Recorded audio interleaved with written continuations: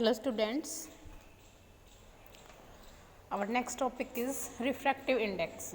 What is refractive index? When a ray of light travels from one medium to another, it undergoes a change in direction. This phenomena is known as reflection. ठीक है, optical phenomena means light की जो phenomena है वो दो होती है ना, रिफ्लेक्शन एंड रिफ्रैक्शन. ठीक है, रिफ्लेक्शन क्या होता है? जब लाइट ट्रैवल करती है एक मीडियम से सेम मीडियम में, ठीक है, उसको रिफ्लेक्शन बोलते हैं. और रिफ्रैक्शन क्या होता है? जब एक मीडियम से दूसरे मीडियम में ट्रैवल करती है तो डायरेक्शन चेंज हो जाती है. This phenomena is known as refraction. ठीक है, तो ये हो गया आपका रिफ्लेक्शन.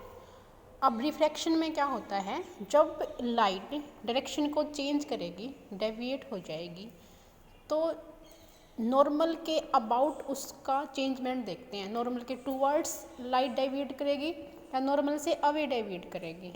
तो दोनों ही केस में क्या होगा? If the ray of light travels from a less dense medium to a more dense medium, the ray is went towards the normal. ठीक है, कब हो जाएगी? Towards the normal means less dense medium से अगर मोर डेंस मीडियम में light travel करेगी तो नॉर्मल की तरफ बेंट हो जाएगी.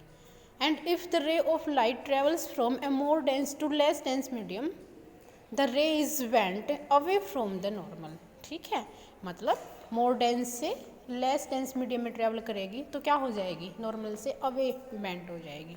तो ये रिफ्रैक्शन हो गई. Now refractive index of a medium, ये क्या होता है? म्यू से रिप्रेजेंट करेंगे इसको. तो if a ray of light travels from air to a more dense medium, तो क्या हो गया हमारा? रेयर टू डेंसर हो गया ना, लेस डेंस से मोर डेंस मीडियम में. तो क्या होगा? रेयर से डेंस जाए ना तो टूवर्ड्स से नॉर्मल बेंट हो जाएगी रे. तो उसमें the ratio of sine of the angle of incident to the sine of the angle of refraction is constant. ठीक है, sine I by sine R, this value is constant and this is known as refractive index of the medium mu. इसको हम क्या बोलेंगे? Refractive index of the mu बोलेंगे इसको. ठीक है, म्यू क्या है हमारा? रिफ्रैक्टिव इंडेक्स उस मीडियम का. और क्या है? इसकी वैल्यू कांस्टेंट है पर्टिकुलर मीडियम के लिए. तो sine i divided by sine r. I क्या है? Angle of incidence. आर क्या है? Angle of refraction. And this law is known as Snell's law. आपने पढ़ा भी होगा Snell's law. What is Snell's law? Mu is equal to sine I by में sine r. Refraction के जो laws होते हैं ना उसमें से ये लॉज है स्नेल्स लॉ. या फिर दूसरी डेफिनेशन रिफ्रैक्टिव इंडेक्स की, refractive index of a medium is also defined as the ratio of the velocity of light in vacuum to the velocity of light in the medium. तो यहाँ पर mu क्या है आपका?